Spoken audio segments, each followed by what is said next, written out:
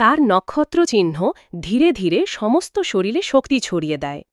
এই 1000 মিটার উঁচু আকাশের দিকে তাকিয়ে সেইয়া সাহসের সঙ্গে ঝাঁপ দেয় নিচে।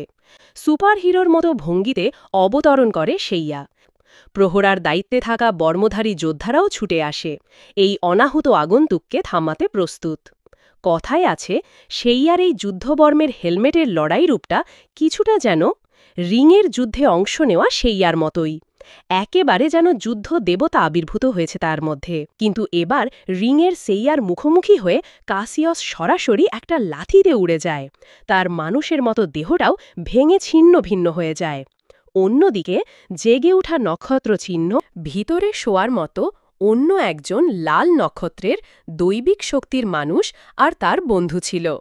তার বান্ধবী বোনকে অদৈব শক্তি থেকে বের করতে বলে, কিন্তু লাল উজ্জ্বল নক্ষরের ব্যক্তি তাকে বের না করে বান্ধবীর সাথে যুদ্ধ বেঁধে যায়। গাইজ, আমরা পরের পর্বে দেখব শোয়া কি তার বোনকে বাঁচাতে পেরেছিল কিনা।